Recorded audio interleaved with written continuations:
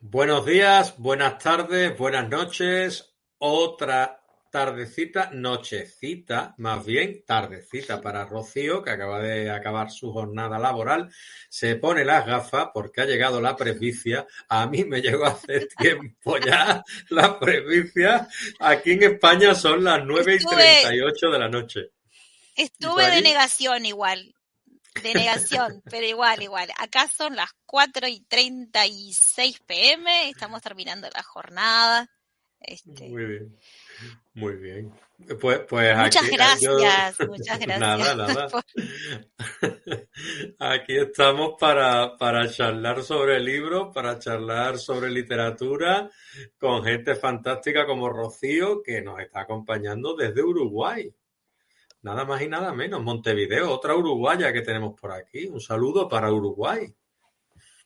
Un saludo entonces de parte de todos los yoruguas, como nos dicen a nosotros. Este, Desde Montevideo en este momento, que es la capital, aunque yo soy oriunda, soy canaria. O sea, no sé si ustedes saben Hala. que acá a la gente del departamento de Canelones les decimos Ujú. canarios, porque la mayoría de las personas que vinieron originalmente, la inmigración primaria de Montevideo y también de ese departamento era de Islas Canarias. De hecho, yo soy descendiente de canarios. Y claro, nací en un pueblo, viví toda mi adolescencia y infancia en un pueblo que se llama Tala. Así que Tala. no muy Sí, sí, lejos de sí. acá, pero bueno, lo suficiente como para mudar y provocar una migración para estudiar que nos pasa a muchos en la vida, que si quieres estudiar teníamos que, nosotros decimos, morirse en la capital. Muy bien, pues una buena manera de decirlo. A morir a la capital. Es decir, Sí. eso se suele decir también en España, porque yo te quería preguntar, porque más hay una curiosidad. Tienes un nombre muy de mi tierra. Yo soy andaluz, yo soy de Cádiz. Rocío, Y oh sí. entonces Rocío me ha causado de decir uruguaya, pero con un nombre muy de mi tierra. No es ¿Tiene algo que ver o uno, no? no es un nombre muy común acá. Eventualmente nunca tuve una compañera de clase que se llamara Rocío, y tampoco en facultad, en el trabajo tampoco. Alguna vez, de vez en cuando aparece alguna. El Rocío es por mi madre. Mi madre, le gustó ese nombre, pero en realidad fue por una amiga que era chilena. Muy Y bien. le gustó ese nombre. Y sí, cuando yo digo Rocío, me dicen, ay, pero tú sabes que hay una Virgen del Rocío, y los rocieros, pero claro, no, me fui enterando con el paso del tiempo. Acá no es muy común, pero es un nombre que me gusta mucho, porque además me parece un nombre muy poético. Es decir, Sí. muy vinculado a la poesía, a la música, lo siento, es un nombre muy musical. Así que Ujú. a mí me gusta mucho. Y muy del amanecer, el Rocío. Muy Sí, pues bonito. es súper poético, súper poético. Perfecto, pues te voy a presentar formalmente porque Rocío Rávera, la tenemos que desde Tala hasta Montevideo, la voz de Rocío Rávera viaja entre cuentos, poemas y archivos, porque ella no solo es escritora, también es bibliotecóloga escolar y estudiante de archivología. De ahí que habláramos antes que ella básicamente pues trabaja entre niños, adolescentes, estudiantes de la facultad y gente de todas las edades. Y ella ha construido una trayectoria marcada por la sensibilidad, la observación de una bibliotecóloga y la palabra que está escrita en los libros. Su libro, Cualquier cosario, le valió la medalla de oro en los International Latino Book Awards en el año 2023 y su nueva obra, Los extraños, publicada por la editorial Alectrión, confirma una madurez literaria y una expansión internacional que va ganando enteros con el paso del tiempo. Hoy tengo el gusto de conversar con ella no solo como lector y como entrevistador, sino como alguien que también busca en la escritura ese punto de encuentro entre lo íntimo, lo personal y lo más universal. Rocío, una pregunta. Tú naciste en Tala y hoy vives en Montevideo. Eh, en realidad nací en Montevideo porque es una cosa muy peculiar que pasaba hace mucho tiempo y que bueno, que sigue pasando Ujú, también, es que mi pueblo es a 80 kilómetros de la capital. Entonces, ujú, si tú no eras de la sanidad pública, o sea, tenías lo que se llama acá una mutualista privada, los niños íbamos a nacer a Montevideo, pero ujú. íbamos a nacer, el hecho de nacer y al otro día nos volvían a suceder. Atala. Sí, yo me considero siempre igual de talense porque soy muy arraigada a mi lugar, a mis orígenes. Me gusta siempre decir que soy talense de origen y montevideana por adopción, porque ahora ya hace muchos más años que vivo en Montevideo que en Tala. Los años formativos me parecen fundamentales en la vida de una persona y dicen mucho de su origen, su crianza, por eso me gusta siempre recalcar eso y me siento muy cercana. Bueno, mi madre, dos de mis hermanas, mis sobrinos, todos viven allá. Así que estoy en contacto muy frecuente. Y Montevideo ha sido una ciudad muy generosa. Montevideo tiene otra cosa, más de ciudad un poco más grande, que bueno, es la más grande de Uruguay, la capital, y muy bonita también, que me trajo otras cosas interesantes, como la posibilidad de conocer otros escritores, participar de tertulias, cosa que de repente no podría haber hecho también en Tala. Y también me dieron una profesión muy bonita, bibliotecología, mi trabajo con los niños, eh, el resto de mi familia, porque me casé con un bibliotecólogo, también que conocí en facultad. Somos una familia de bibliotecólogos, mi esposo, dos de mis hermanas, mi cuñado, así que es ¿Y una cómo? familia inusual. Y me pregunto yo, porque yo he querido entrevistar aquí a gente que trabajaba quizás en la biblioteca y demás, ¿no? Y me he encontrado con dos o tres personas y tú eres una de ellas.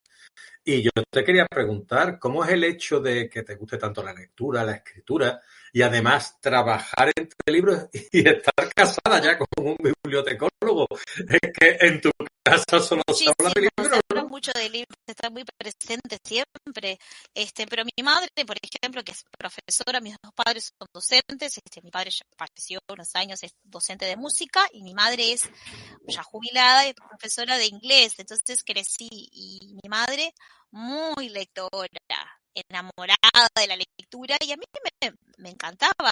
Las cosas de la lectura se contagian.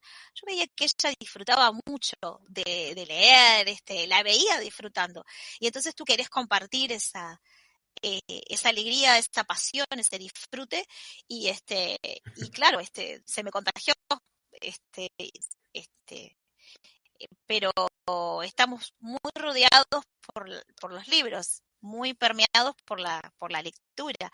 Sin embargo, yo empecé a escribir hace poco, es decir, siempre estuve rodeada de un mundo de libros, pero siempre del lado de la lectura, de la promoción, por mi trabajo, por la parte técnica, pero nunca del lado de la escritura. Eso vino no hace tanto tiempo, vino después. Muy bien. Yo te quería preguntar un poco, porque hablábamos de Tala y tú hablas, pues evidentemente, con mucho cariño, ¿no? Y mucha nostalgia porque tienes allá los tuyos. Tienes la suerte de vivir cerca, te has criado allí. La pregunta es, háblame un poquito de Tala, ¿cómo es Tala y qué hay de Tala en tu escritura? Bueno, hay bastantes cosas. Este, muchos de los escenarios donde se desarrollan las historias son de Tala. Más que nada en mi primer libro, me acuerdo que hay un cuento que se llama Visita, que que es esa cosa que hemos perdido, que a veces nos pasa y que para mí a mí me gustan mucho los cementerios. Me parece arquitectónicamente muy bellos, me parece que representan mucho a la sociedad. No siento tristeza cuando los visito, me parecen hasta muchas cosas curiosas. Y con mis hermanas solíamos jugar en el cementerio. Entonces eso para nosotros era una experiencia que quise transmitir en uno de esos. ¡Ay! Es igualito al cementerio de mi pueblo. Todo se siente como que es el de ellos. Y a mí eso me pone también muy, muy contenta. Y en Tala también, en mi nuevo libro, también está presente como escenario también de una de las historias que se llama Versiones de un asesino. Y sí, más que nada en ese. Después hay muchos que no tienen, o Pascua de Resurrección. Pascua de Resurrección es un cuento que tiene mucho de esta, una adolescente que tiene que semana de Pascua, la semana de la Semana Santa, legados navideños. Después hay otros que no necesariamente tienen como, estoy pensando más que los que están ubicados, que uno puede leerlos y decir, uy, reconozco ese lugar, y de cuando en cuando se me escapa alguna mención. Agridulce también, que es una historia de amor adolescente, y hay otros que, bueno, que no tienen un lugar determinado o que vez que no existen. Es decir, así que no, pero está presente, sí, en algunas cosas está presente. Tú bueno, a ver, a mí me has comentado hace poco, ahora mismo, que no escribes desde hace tanto tiempo, sin embargo, tienes un buen recorrido literario. Yo te quería preguntar, ¿cuál fue el primer texto que tú escribiste, el primer cuento que dijiste, a partir de aquí me siento orgullosa y me siento escritora? Oh, es difícil ese punto. Eh, Me acuerdo que lo primero que escribí era un poema, era espantoso. Era horrible. Más tengo por ahí como para acordarme de que, bueno, veo una cierta evolución. Era un espanto, un espanto. Y yo cuando empecé a escribía los relatos, los cuentos, y uno coquetea con esa idea de que soy escritor, no soy escritor. Hay una cosa muy delicada en esto, que es que muchas veces nos inculcan culturalmente de que como que el escritor es aquel que no sabes ni cuándo decir que es escritor. Escritor es el que es muy famoso, escritor es el que vende bestsellers, escritor es el que tiene un libro publicado, escritor es el que... Entonces es difícil. Yo escribía, pero no me decía escritora, no me reconocía como escritora. Pasó un tiempo y yo creo que cuando finalmente decidí decir soy escritora, y hasta con un poco de vergüenza, como que me estaba apropiando de algo que no era mío, ¿no? Como que esta que se cree que fue cuando publiqué el primer libro. Me costó Perfecto. decir soy escritora, o sea, y al principio decía soy Pues bibliotecóloga y escritora, como diciendo, no soy solo escritora. También porque amo mi profesión, pero como que noto que me escudaba en eso para decir cuál era mi profesión, y es interesante. A veces es como, dicen que nos sentimos como impostores, también porque a veces yo creo que ahora menos, yo ya tengo unos añitos, eh, el artista parece como que si fuera una onda, sos un bohemio que no hace nada, o que vive, y en realidad el artista trabaja mucho. Es decir, yo me pregunto cuántas personas, por lo menos en mi caso, saben cuánto hay detrás de cada texto, de cada producción que uno hace, y cuántas quedan atrás y que nunca van a ver la luz. Yo creo que, a mi entender, el escritor tiene mucho de artesanía, en mi caso.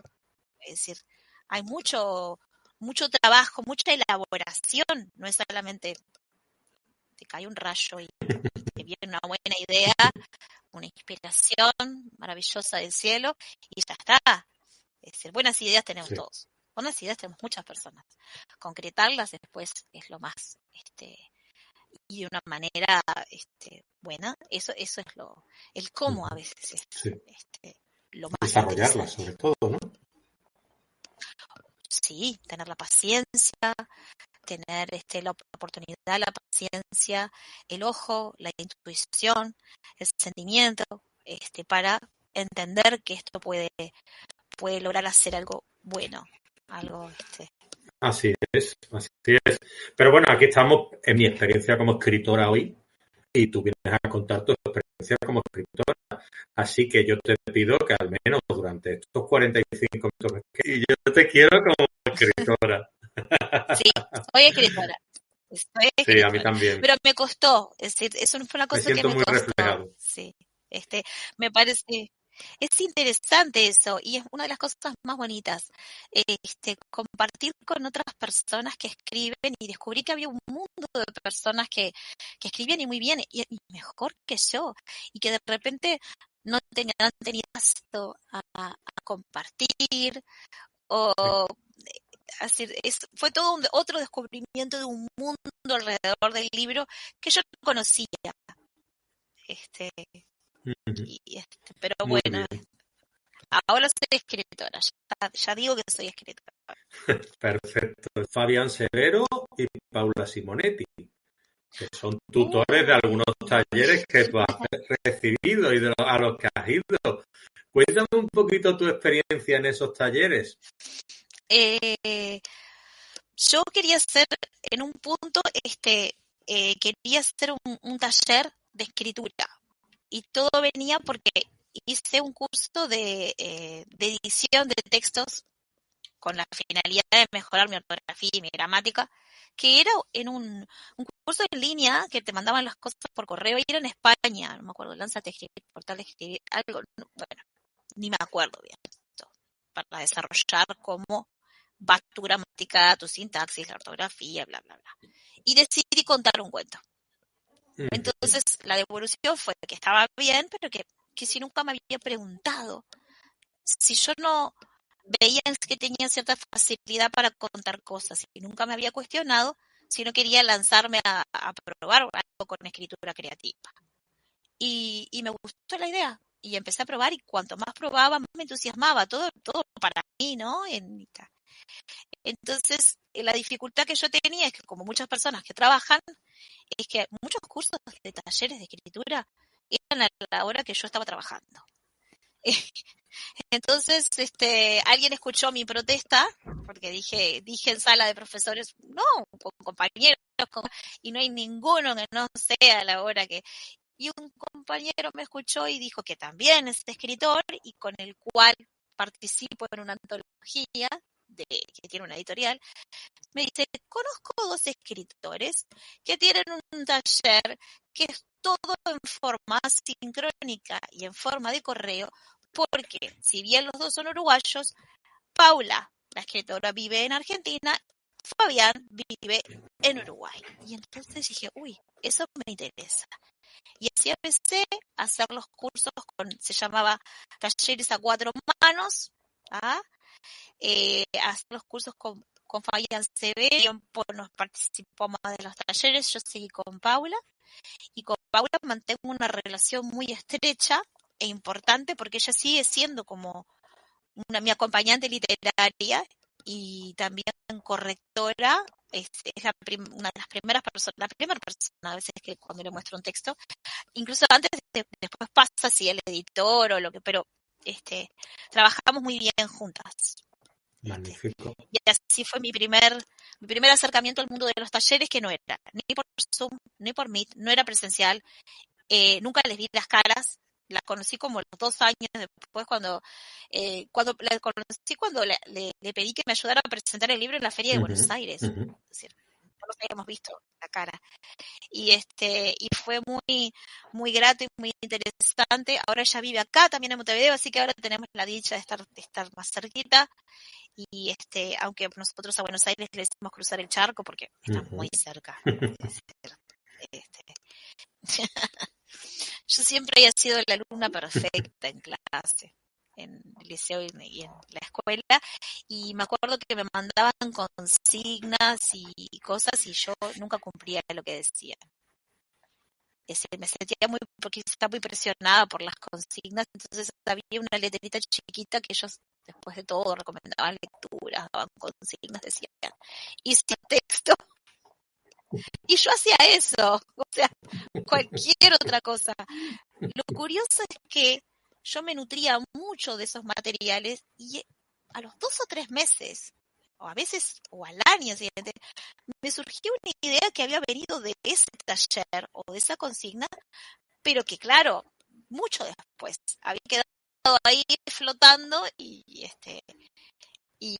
la retomaba con el tiempo, digo, pero bueno, me daban libertad también para participar de una manera, como debe ser, ¿no? Digo, sí. Claro, cualquier otra cosa y de ahí surge cualquier cosario, Cualquier cosario. ¿no? Sí, Es sí, que ahí sí, hay una mirada particular sobre lo cotidiano. sí. Y claro, yo me preguntaba, digo, ¿a qué le interesará tanto a Rocío de lo cotidiano, lo aparentemente simple, para explorar un tema así con un título tan sugerente y tan hermoso? Porque es un título raro, pero es original. Eso no existe en el diccionario, es una palabra inventada que yo he escuchado muchas veces con un tono medio derogativo, algo como es algo malo o algo así, pero yo nunca lo tomé como algo negativo, sino una cosa como la miscelánea, esa cosa que no cabe en ningún lado, es como ¿sí?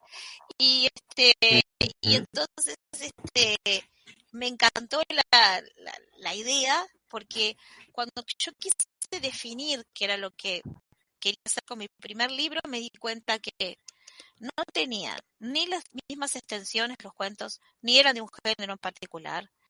Y que eso es un cualquier cosa. Y así surgió el nombre, y curiosamente después me enteré después que es de Onetti hijo, y era también un libro de cuentos. Esta persona falleció, este escritor nunca, pero me hubiera gustado conocerlo para decirle, mirá, se nos ocurrió el mismo nombre, ¿no? Después salí corriendo a comprar el libro para ver, porque me pareció una linda coincidencia. Y cualquier cosario, bueno, tomó su vuelo y me pasaron cosas muy curiosas con el título. Hay personas que leen apuradas cualquier cosa, y yo, piratas, ¿por qué? Decía yo. Y ahí me di cuenta que leían Corsario. Y bueno, este librito que me dio muchas satisfacciones y que me abrió la puerta al mundo de la literatura, por eso le tengo mucho cariño, y que también que sigo en la misma línea de los cuentos, así que me, me dio mucha alegría y me llevó a viajar a otros lugares, a ganar un premio, a conocer otros autores.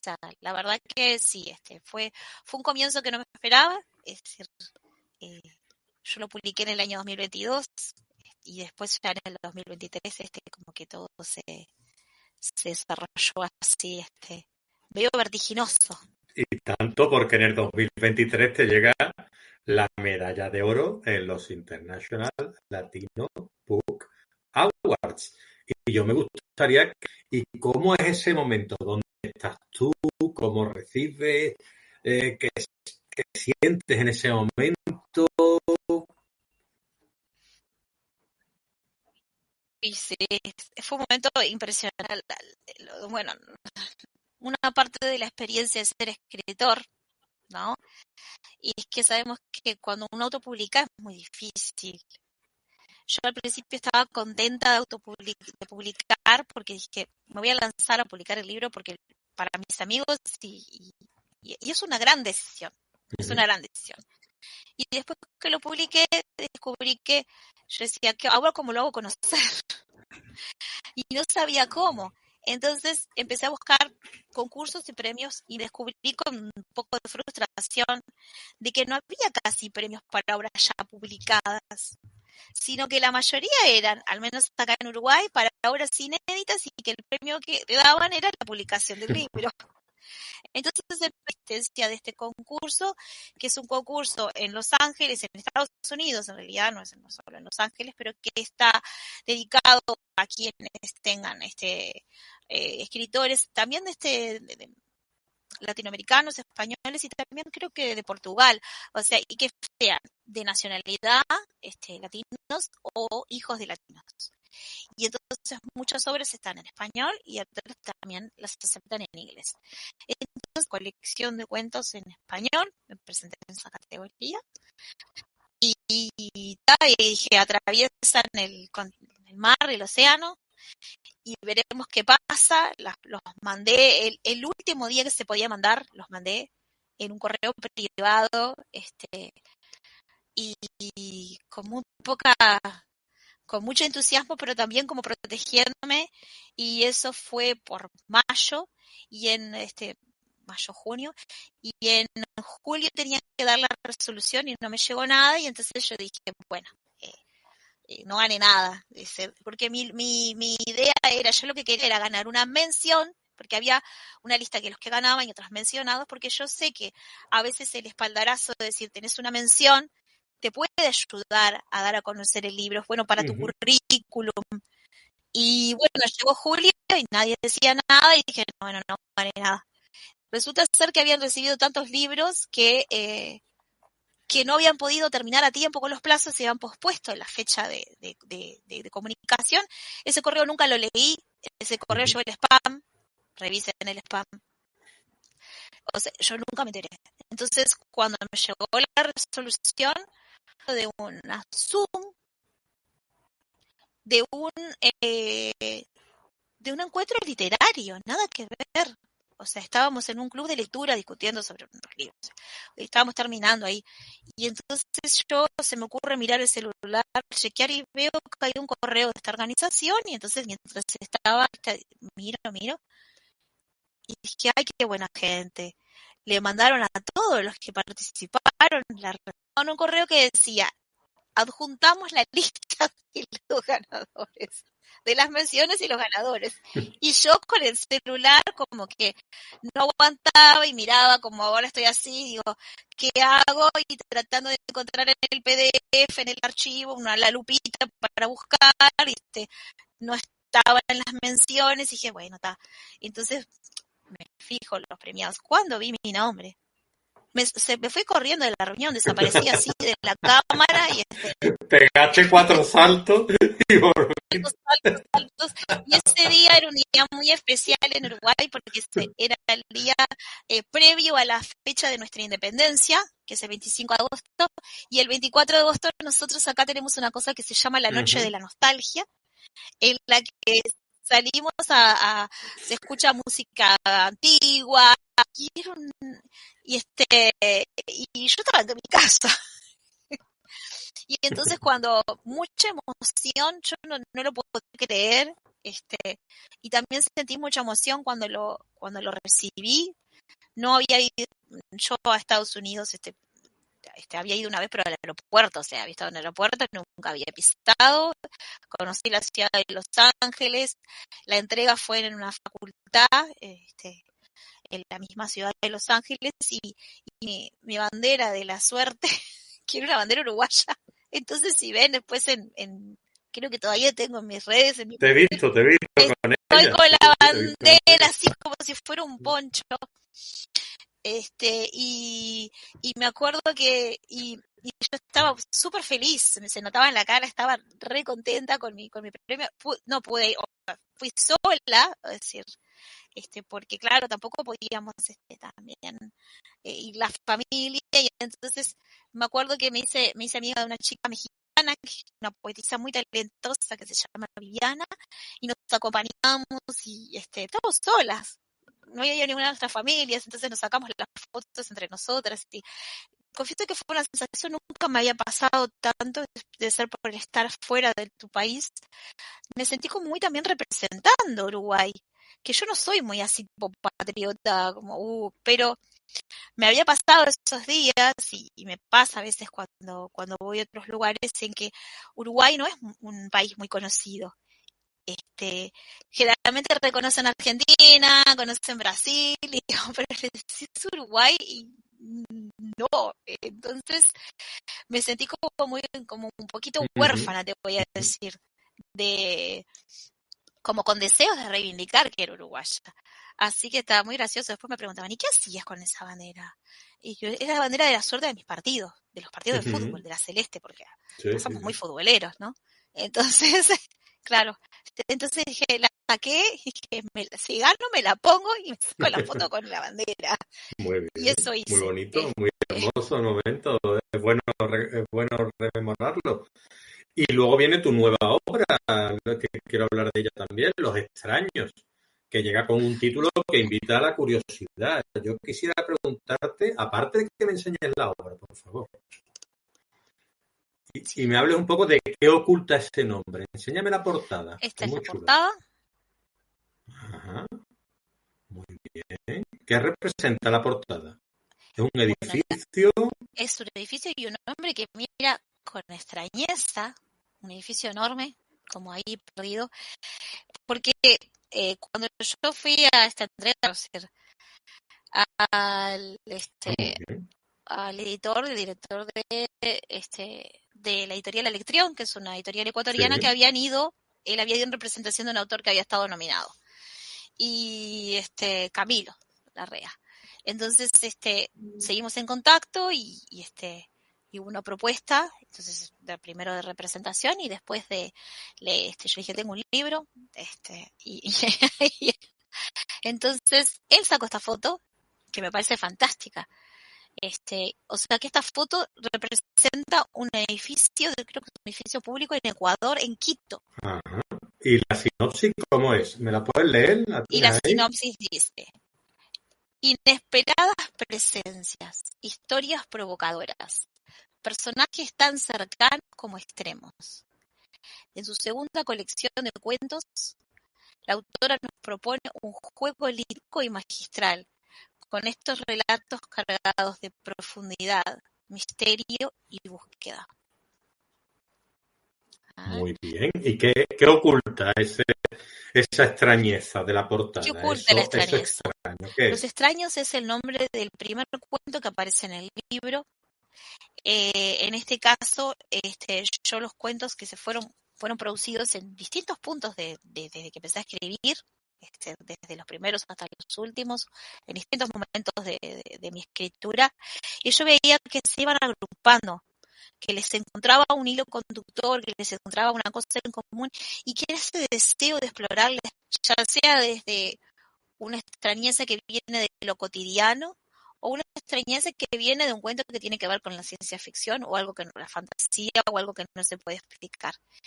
Entonces, si se fijan en el libro, no sé si se verá así, pero está muy, muy lejitos, pero es el cuento, son 23 relatos que están organizados en tríadas, excepto un grupo que son de 2, y que están agrupados por el tema. Entonces, por ejemplo, hay una categoría por categorías que tienen que ver con el tema. Hay una categoría que se llama Como Perro Verde. Y dentro de Como Perro Verde está Los Extraños, Radio Gaga y Secretismo. Después hay una categoría que tiene que ver con lo onírico y se llama Rodeza. Después está uno que se llama Jugando a ser dioses. Y dentro de esta categoría están otros cuentos que se llaman Eran tres alpinos, Quiromancia o Juego de copas. Los temas son 23 relatos, como te decía. Los temas son muy variados y van desde familiar, sobre la experiencia de la Navidad en una familia, en fin de año, cómo se festeja acá, pero también de una manera extraña, porque ¿quién no es extraño si a ti te miran con una lupa? Todos somos muy extraños, te voy a decir. Pero bueno, pero me acerco a esa extrañeza que hay en la naturaleza humana desde distintos puntos de vista. Y muy permeada también por el humor, que es otra cosa que descubrí que también en cualquier cosario, que era que el humor estaba presente de muchas maneras llana y en otras un poco hasta macabra. pero siempre el humor como un hilo conductor. ¿Qué importancia tiene el humor en tu obra? Mucha. Es decir, porque yo creo que una de esas más importantes de la vida es reírse de uno mismo. es fundamental. Sobre todo de uno mismo, ¿no? Sí. Si uno no tiene no puede reírse de uno mismo, caen muchas cosas cuando uno aprende a reírse de uno mismo. Uno pierde la soberbia, uno aprende a sobrellevar los fracasos y las cosas con más dignidad. La ¿no? dignidad. Eso es como claro. cuando te caes en la calle. Cuando te caes y te ha hecho un daño terrible, pero te levantas. Y te levantas mirando primero a ver, lo primero que haces es ¿Alguien te ha visto? si alguien te vio. Por eso digo la dignidad. Y después estoy bien, y te ríes, ¿no? Lo primero, y después estoy bien, con lo primero que uno hace, ¿viste? Pero bueno. Pero eso sí, pero bueno, sí, la dignidad. Es importante reírse de uno mismo. Es muy importante reírse de las cosas, porque si no, es lo que también un poco nos salva, digamos, que nos salva también de nuestras miserias. A veces, yo me río de mi propio dramatismo, de cuando uno a veces me parece que no sé, que se acaba el mundo, o lo preocupado que estaba uno por algo y después no era para tanto, pero bueno, a veces uno tiene que reírse de cómo es cuando a veces no puede subsanar eso. Es decir, claro. Hay cosas que te preguntaba si tuvieras que definir, digámoslo así, los cuentos tuyos, esos que hablan de tensión entre lo íntimo, lo inquietante, ¿de dónde nace esa atmósfera?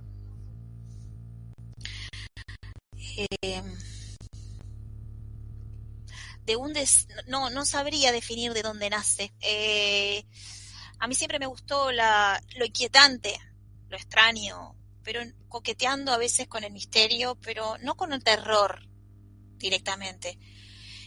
Nacen de inquietudes que, como nosotros, yo pienso que los escritores plasmamos nuestras inquietudes y temores y también nuestras aspiraciones, pero muchas veces yo creo que más que nada los temores y las inquietudes en lo que escribimos en nuestros temas. Entonces hay un deseo de búsqueda de interior, de misterio en los cuentos que escribo y que reflejan, creo que esto, el miedo a la enfermedad, a la muerte, la pérdida de la identidad, eso es la soledad, los vínculos, la pérdida de los vínculos, la enfermedad, pero muchísimo está el temor a la pérdida de la identidad, quizá también por nuestra historia que cargamos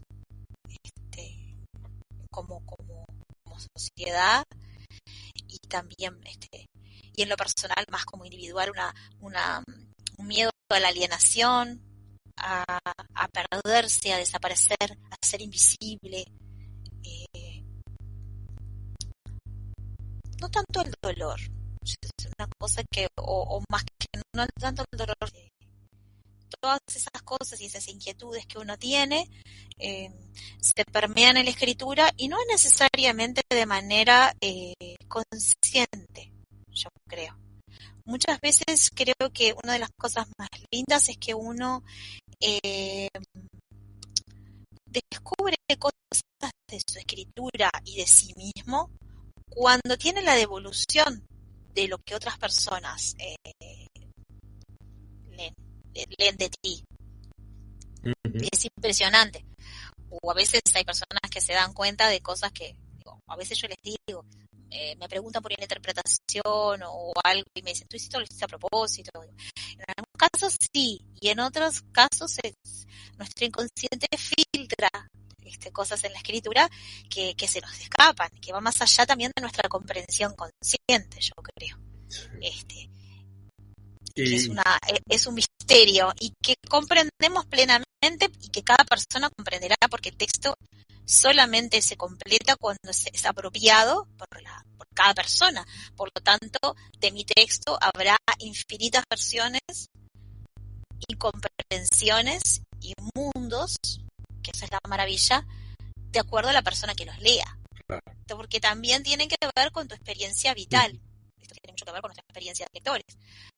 No es lo mismo lo que yo interpreto de mi cuento, de mi propio cuento, de lo que a mí me impacta, de otra persona que tiene otra vivencia. Claro. Sí. Y tú que has leído tanto, ¿no? Entre libros, que has escrito entre libros, vives entre libros, la biblioteca, o sea, es decir, es una continua lectura, digámoslo así. ¿Qué autores o autoras han podido a ti marcarte profundamente o pueden reflejarse quizá en tu lectura? Muchísimos de los que ni recuerdo el nombre, porque confieso que cuando era niña y cuando en la etapa de la adolescencia leía sin mucho filtro y sin mucho registro de lo que leía, cosa que lamento. Y después, por ejemplo, me he encontrado con textos que me resultan muy familiares y los debo haber leído. Es una cosa que agradezco, que mi madre nunca ponía censura a lo que leía. Yo leía lo que quería. Si se me antojaba leer, no sé, desde el Lazarillo de Tormes hasta Corintellado. O sea, yo leía lo que quería. No había coto ni a esa ansia. Entonces, muchas veces leí clásicos que no me enteré que eran clásicos. Y que seguramente están en mi inconsciente porque no darles crédito. Después, cuando empecé a leer con un poco más de plena conciencia, yo diría que siempre me gustaron mucho los cuentos, por eso siempre recurro también en mi escritura, está el relato, a pesar de que leo mucha novela, el relato me encanta. De los anglosajones, mucho Ray Bradbury, Cheever, Graham Greene, me acuerdo que también Somerset Maugham, pero mucho Chekhov, de los latinoamericanos más contemporáneos, bueno, Quiroga sí, Felizardo Hernández, Cortázar, como que estoy pensando en los de los cuentos, pero y ahora mucho más contemporáneas, las argentinas Samantha Schweblin y Mariana Enríquez, y me estoy olvidando muchísimas cosas que en este momento no recuerdo, pero sí, te menciono cuentos porque es lo que yo escribo, pero después muchísimas lecturas que yo que sé, cuando yo era chica, por ejemplo, un cuento que me impresionó, una obra que me impresionó muchísimo cuando era adolescente, fueron Los Tres Mosqueteros. Era como que fue una cosa que no me preguntes por qué. Leía mucho de la biblioteca de mi madre, que era lo que tenía acceso, entonces mucho Julio Verne, mucho Los Mosqueteros, leía Salgari, Sandokan, leía, había una colección de libros que se llamaba Robin Hood, que eran libros amarillos, una colección. Entonces yo iba marcando los que leía y los compraba en tiendas de segunda mano, en una calle acá muy famosa que se llama Tristán Narvaja, en Montevideo, donde hay libros a un precio accesible porque en Tala no había biblioteca, no había librería. Entonces, una vez al año venía acá a Montevideo, me traían como premio y compraba todo lo que más o menos, no todo, porque pero lo que tenía que durarme muchísimos meses. Y había que elegir bajo presión, entonces elegía medio como por intuición. Después algunas veces acertaba y algunas veces no. Con el tiempo empecé a fijarme entonces en los autores, para saber si me interesaba leer más de ese autor o más de esa colección, si era una serie, pero confieso que sí, que leía medio como muchísimo y desordenadamente. De hecho, tengo una anécdota que había una bibliotecaria que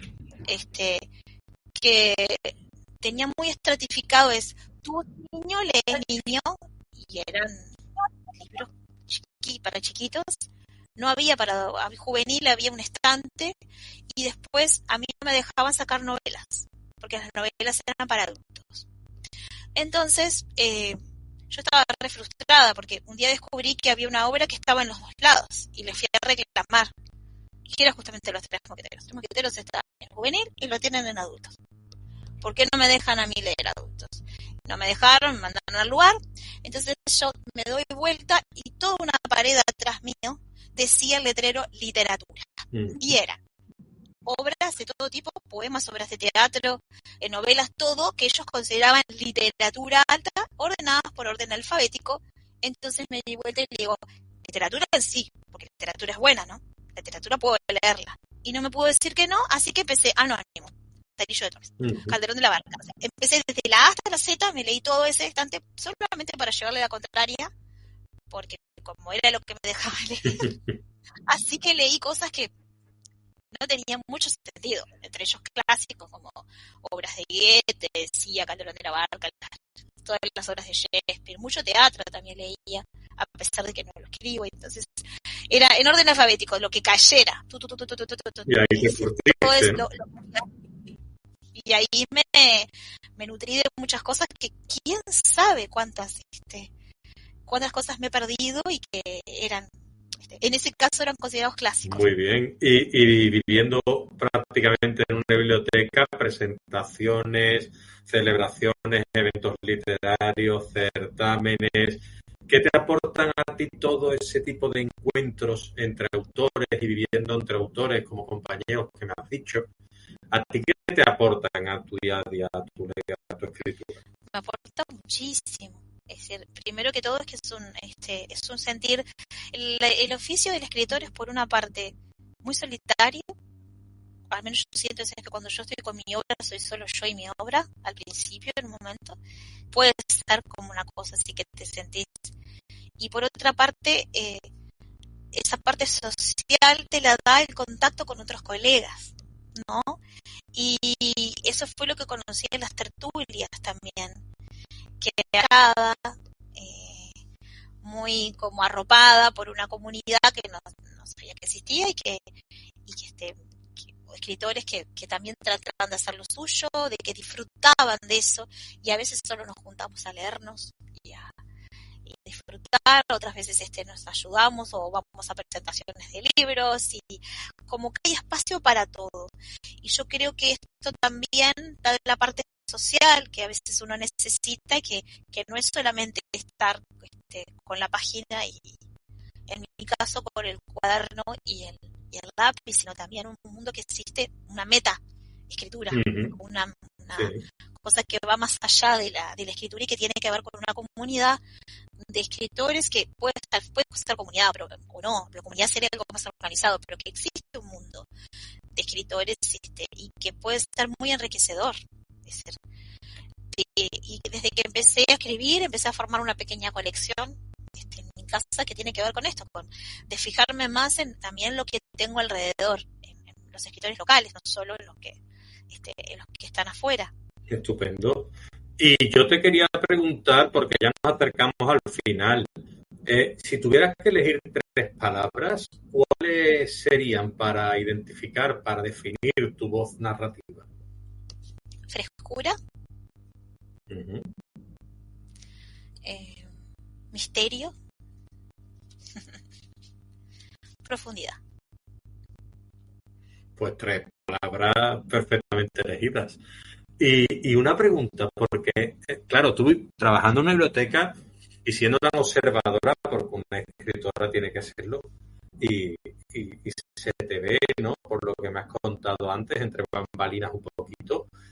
Yo te quería preguntar, en un mundo como el nuestro hoy en día, que todo es tan vertiginoso, que hay tantos golpes de impactos de redes sociales, que tú verás en los jóvenes, los móviles, las tablets, las pantallas, ¿hay lugar para la lectura reflexiva?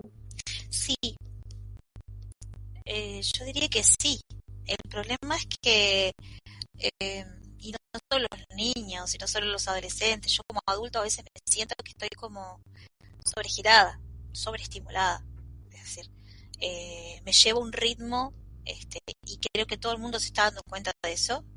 Por eso hay tantas cosas de mindfulness y necesidad de encontrarse. La gente también por una parte se da cuenta de que no podés vivir así, de que necesitas como un cable a tierra, hay una necesidad de tener un espacio con uno mismo, de reflexión, de introspección, que se manifiesta en búsquedas. El hombre siempre está buscando. y lo notás en las lecturas que hay, en los libros que salen.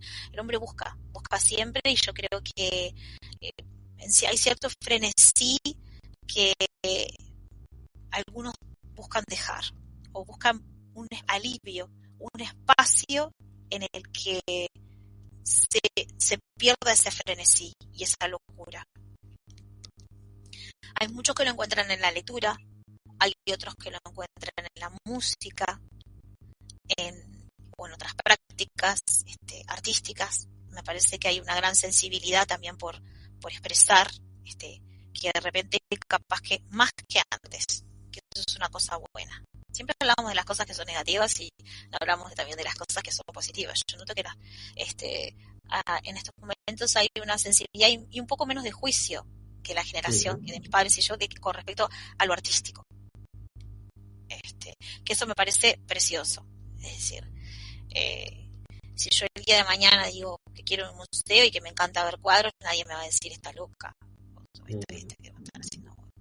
Sí. No sé, es decir, siempre existió, pero me parece que hay un deseo del hombre de poner una pausa o de desacelerar, de estar más en contacto. Hay una preocupación por el medio ambiente que antes tampoco éramos conscientes, que eso tampoco. Yo viví los primeros años de cuando se festejaba el Día Mundial del Medio Ambiente, que no existía. No sé, hay una sensibilidad mayor hacia ciertos temas. Yo creo que hay el hombre necesita parar y necesita de esa introspección y de esa pausa. A veces no conoce que la puede encontrar en la lectura, o quizá la lectura no sea su espacio de introspección y meditación, porque también tenemos que respetar que no para todos sea esa cosa maravillosa que para mí. Soy una persona muy respetuosa de cómo son las personas para mí. Esto es una maravilla, yo trabajo de esto, vivo relacionado a esto, y me encanta contagiar ese entusiasmo por lo que yo experimento cuando leo. Pero perfecto. No para todos será lo más importante ni nada, lo encontrará en otro lado esa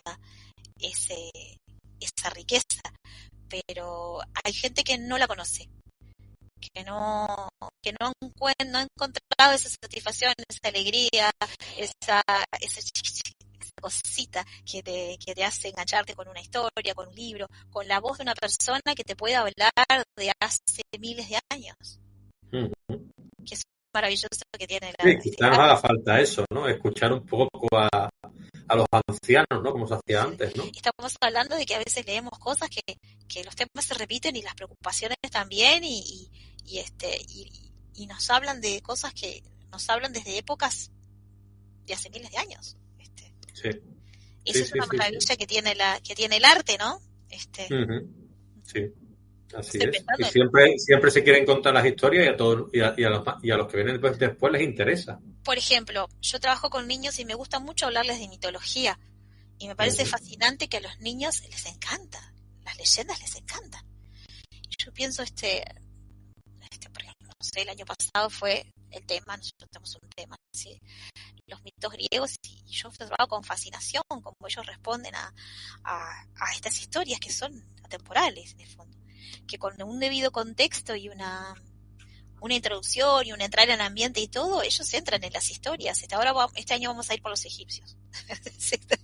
Pero bueno, por lo que dices, que siempre funciona en esa historia, siempre funciona. Siempre. Porque tiene siempre una moraleja, una enseñanza. De todas partes del mundo, de Grecia, de Egipto, de acá, de Latinoamérica, o sea, les fascinan. Y también es interesante cómo aprenden con los años a comparar también. Pero en esto será así, en esto será así. Y eso para mí es maravilloso. También porque entendemos de esta cosa tan humana que tiene el hombre, de la necesidad de contar historias. Exacto. Sí. Para ser identificado, para, yo qué sé. Sí, de alguna manera es trascender, ¿no? Lo hablaba el otro día yo con José Luis Pascual, es un poquito trascender y que se vaya, como antes no existía lo que es lo escrito, pues la oralidad, ¿no? Para que quede una enseñanza, perdures en el tiempo, ¿no? Lo que tú has hecho también. Sí, claro, porque todas estas cosas tienen una base de oralidad, y yo soy muy de narrar, de contar cuentos a los alumnos. Es una cosa que me encanta. Me gusta mucho la lectura en voz alta, y me parece que es una práctica que no es solo para niños, es decir, que es una práctica súper interesante también para todas las personas. Y lo fomento mucho.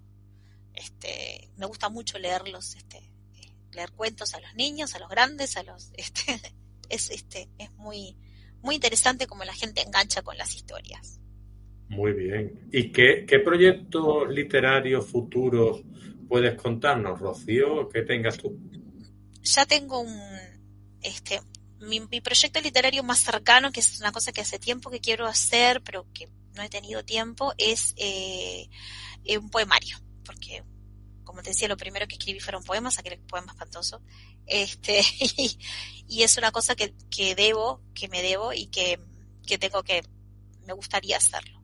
Pero lo que pasa es que me ganan los cuentos porque los cuentos son más fáciles al menos me resultan más fáciles de organizar, porque además del poemario ya tengo otra idea de otro cuento, otro libro de cuentos ya, prácticamente, en etapa de pulir, de agregar, así que bueno, vamos a ver qué gana. Creo que esta vez voy a dejar que gane la poesía, y mi siguiente proyecto va a ser embarcarme en un poemario propio. He participado en antologías, pero no tengo un poemario propio. En una antología colombiana, y en una antología también uruguaya, pero ahora me gustaría, y una ecuatoriana también, ahora me gustaría hacer un poemario propio. He tenido por aquí a mucha gente que ha... Esto es una duda que tengo, que a lo mejor tú me puedes responder, que ha publicado con editoriales ecuatorianas. Y mi pregunta es, peruanas, perdón, ecuatorianas, no peruanas, como tú. Mi pregunta es, ¿en Perú hay tanta tradición literaria? ¿Hay muchas editoriales en Perú? Pero mi editorial es ecuatoriana, no peruana. Ecuatoriana es la tuya, vale. Entonces, pero... Entonces, en Ecuador, ¿cómo está? Porque en Perú también hay bastante... Bueno, en Ecuador lo que me pasó fue que fue una cosa del destino, así como fortuita, porque me conocí el editor en la entrega de los premios, de Latino Book Awards. Así que fue una cosa que se dio espontáneamente, y es una editorial, Electrión, es una editorial relativamente nueva, he crecido con ella, y independiente y muy buena, y se está yendo muy bien. Y de Perú desconozco, es decir, no sé. ¿No han venido algunos autores aquí con la editorial Altazor y con algunos, y digo, quizá haya tradición por esa zona? Por un momento confundí la tuya que fuera peruana. En mi cabeza ya me monté la pregunta, ¿sabes? Pero bueno. No, pero sí, pero a veces uno descubre realmente cosas increíbles que ni te imaginas. Muy bien, muy bien. Lo más probable es que pero que tengan una gran tradición, y a veces uno debe admitir su ignorancia y aprender. Claro, para eso estamos aquí. Yo por lo menos lo intento. Aquí estoy para escuchar, ¿no? Hay tantas cosas maravillosas para descubrir que uno no sabe. Y tanto. Yo te quería preguntar, para culminar esta charlita, ¿no? Es decir, ¿qué recomendación le darías a alguien que comienza en esto de la escritura después de los años que tú llevas, las lecturas que llevas y todos los talleres literarios que tienes a las espaldas? ¿Tú qué le recomendarías si te preguntaran, oye, quiero dar el salto a la publicación, dime cómo lo hiciste tú? Quiere dar el salto a la publicación, o sea, ya está escribiendo. Sí, puede estar escribiendo o no o tener miedo, como teníamos nosotros al principio. Bueno, hay un punto en que hay que saltar al agua. Es decir, hay un punto de que uno tiene que tomar esa decisión, en que pesa más el deseo de que comunicar eso que guardárselo. No todos, desgraciadamente, no todos tenemos la posibilidad también económica porque muchas veces, por ejemplo, mi primer proyecto fue autofinanciado y con ayuda de amigos y y todo, pero en la medida de lo posible, y habiendo en estos momentos muchos modelos de coediciones o, por ejemplo, y si no se anima a hacer una obra solo, probar con antologías, hay convocatorias, es decir, pero animarse a presentar algo, animarse y después, en el caso, por ejemplo, que tú tengas una obra y te da miedo, como decir, siempre recomiendo, y es una cosa que me parece fundamental, en el caso de decidir publicar, tener el ojo profesional de alguien que haga la corrección. Eso me parece muy importante. Necesario totalmente. Yo sé que a veces uno dice, ay, no, con lo que sale, digo, pero no, hay personas que estudian para esto, hay personas que saben de esto, es decir, que te ven, además tú no ves a veces tu lectura de una manera objetiva, y entonces un ojo de una persona que te mira desde afuera, que no es que te juzgue, pero que te mira, es que esto hasta tu caja de resonancia, que hay que pensar en lo positivo, que puede sacar lo mejor de vos, que te puede corregir cosas que no eran correctas. Entonces, todo eso, yo diría, una vez que, a ver, si no te animas a escribir, bueno, hay que probar, primero que todo. Si te gusta la modalidad taller, anotate el taller. Si no te gusta, hay muchísimas páginas en este momento y recursos en internet que te pueden ayudar. Si decidís en un momento dar un salto a quiero que me conozcan o quiero que conozcan mis cosas, bueno, puede ser por la vía de un concurso, también presentarse a un concurso, presentarse a hacer colaboraciones en revistas también, que hay también revistas literarias. Tú ahí tienes un buen recorrido.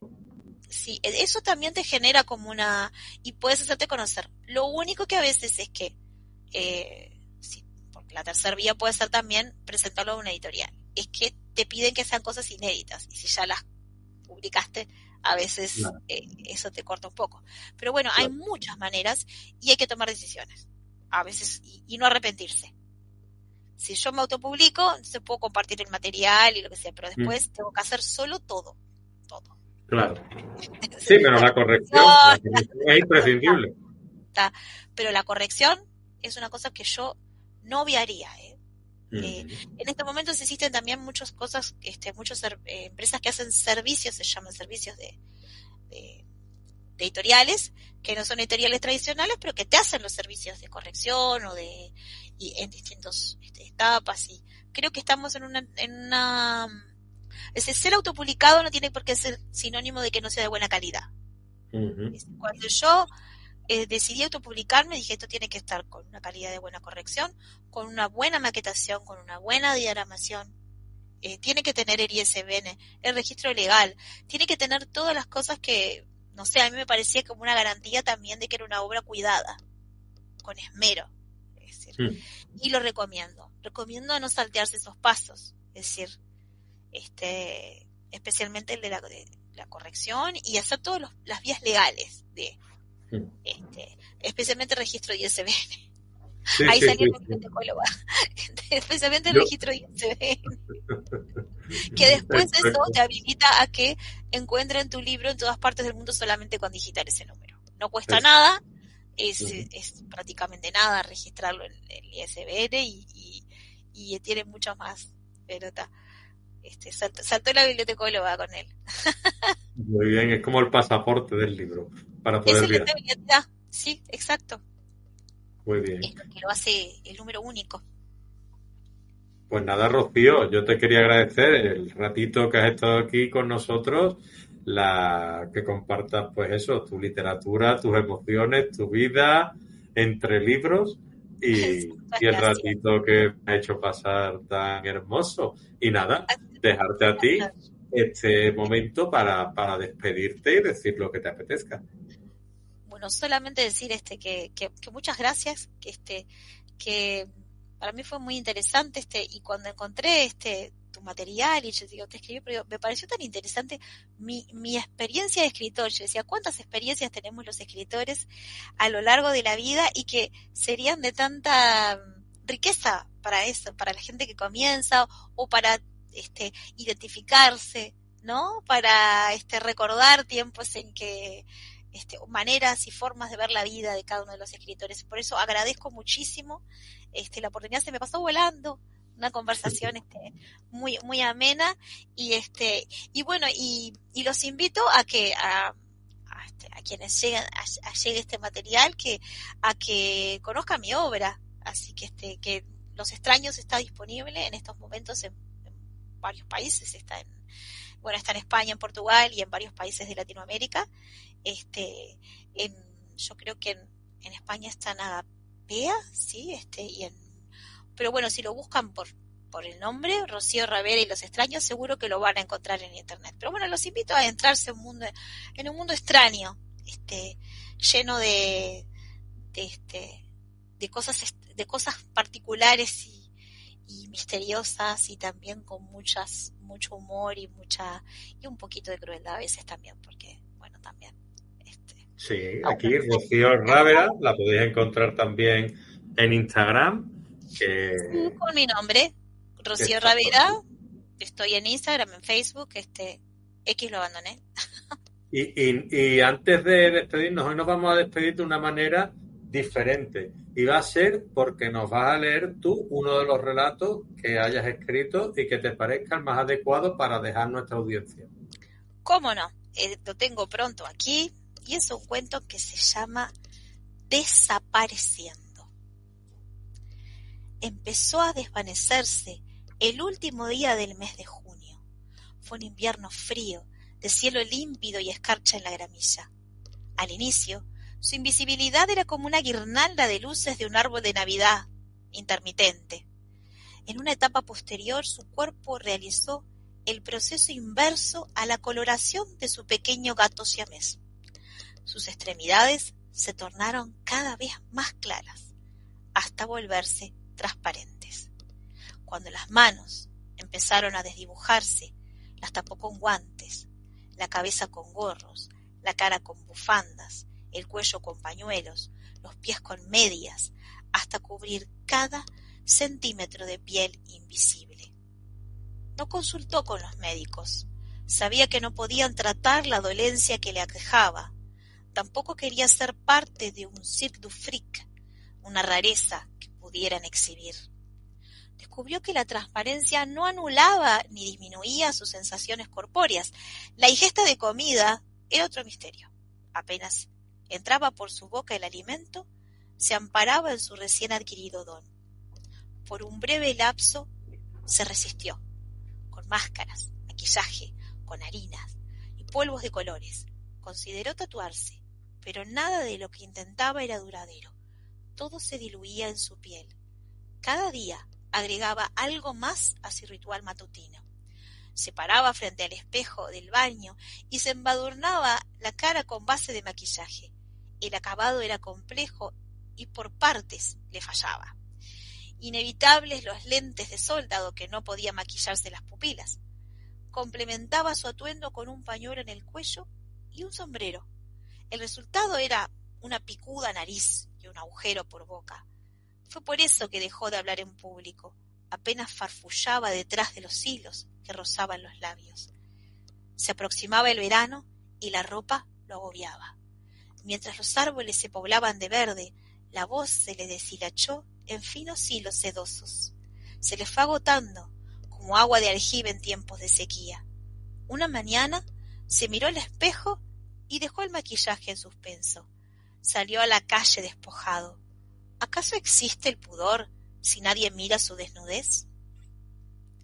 Sentado en el verde inglés de un banco de plaza, contempló a la gente caminar, rabiar, sufrir y amar, sin hablarles, sin tocarlos, a prudente distancia, impidiendo que su cuerpo invisible los perturbara. Se fue hundiendo de a poco en la madera, camaleónica e inmóvil presencia, y se dejó desvanecer, mutilándose hasta convertirse en un miembro fantasma. Fenomenal, punto y final para este ratito que hemos echado Rocío Ravera y yo. Nuestro aplauso, nuestro agradecimiento. Y Rocío, muchísimas gracias y ojalá que pronto estemos aquí con ese nuevo poemario tuyo o ese nuevo relatario o cosario que nos quieras traer y que puedas presentarlo con nosotros, ¿vale? Muchas gracias, la agradecida soy yo. Espectacular. Ojalá que sí, es un lindo deseo. Pues muchísimas gracias. Un besito para Tala, un besito para Montevideo, para Uruguay. Saludos para de ti y para los tuyos. Bye. Venga, encantado. Muchas gracias.